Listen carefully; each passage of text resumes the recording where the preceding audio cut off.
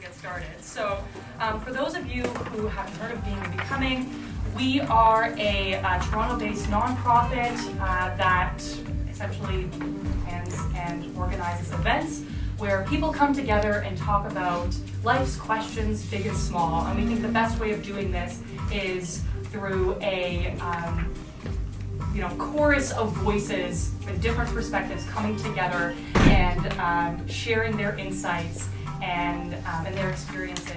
It is titled Midwifing, a Wisdom Commons, and it's happening on April Fool's Day. Before I do that though, any intuition? Just like, I know why that's titled the way it is and why it's today. I'm just curious if you put up your hands if you. I won't pick on anyone, I just want to see who has a sense that I think I know what's up there. Okay, so everyone else is like, what the? So, I used to be in academic philosophy, and this is sort of like an academic group here. And they have this survey of all these academic philosophers every couple of years, like, what's the aim of philosophy? And it's never wisdom anymore in academia. It's either truth or understanding or something else. And I find that curious, and I think a lot of people find that curious. Like, why is not wisdom front and center in philosophy and professional philosophers? And someone described it recently to me that questions are feminine and answers are masculine, and not in a gendered sense, but an archetypal sense, where a question sort of opens you up, makes you receptive to the whole, and allows you to stay in the mystery of what is, or a question or an answer, and you gotta give it. And we're kind of this answer heavy society. Everyone has a solution. Everyone wants to give their opinion. But just staying with a question is quite delicious. I like to call it a living question, a question you live with without forcing an answer. And there's this game, the question game, where we're just basically, we'll demo it in a moment, but one person just asks a question, the other person responds with the question, and another person responds with a question, and then they just keep going and going. But not just kind of being a fun question or a cute question and trying to be silly, but just actually try to have a conversation, a philosophical conversation, just with questions. So we'll demo that. I'm going to just nominate the two Sophia's wisdom, by the way, so it's perfect. That's, oh no.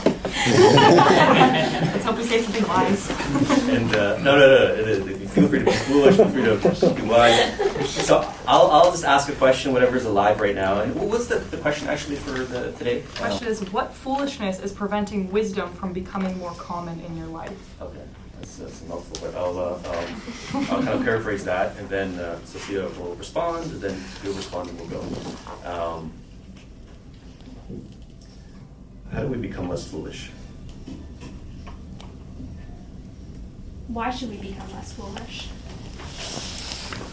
How will we know when we've become less foolish? Yeah. She lost the game, by the way. That was a question.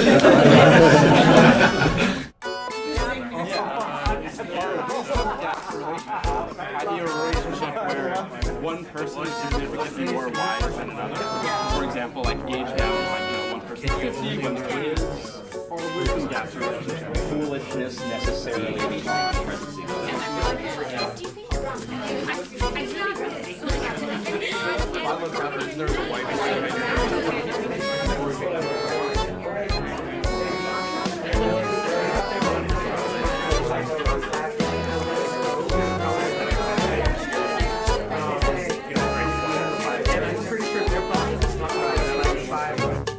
What the good life consists in, and so I think that what we can gain is potentially the good life through wisdom.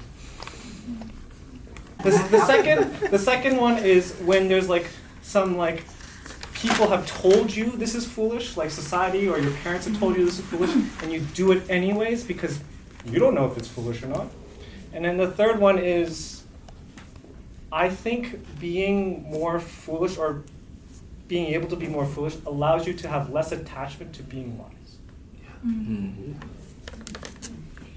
Different from a set of scenarios where you do something that is in fact foolish and then you stumble across a kernel of truth or a kernel of knowledge.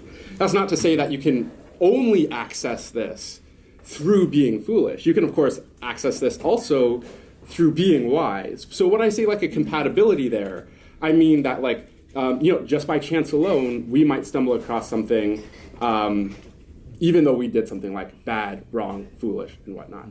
Maybe voice the question that I have, which is, does wisdom look different in different times and cultures, or is it something that is the same across all times? Like, how do we become wiser in modernity? And is that different somehow than what we envision a wise person, like Socrates, for example, walking around Athens?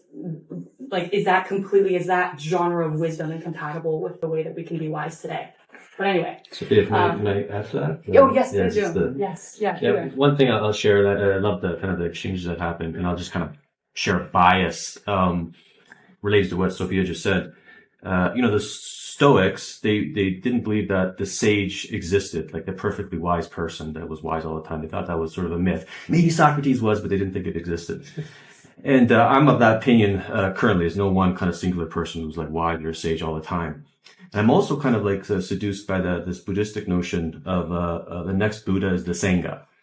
And I think that the next sage is going to be the Stoa, or a place that coheres people like this, gathers the collective wisdom, and then see what emerges. So I think it's kind of like thinking that a wise person is a one person. No, it's a collective of being and becoming together.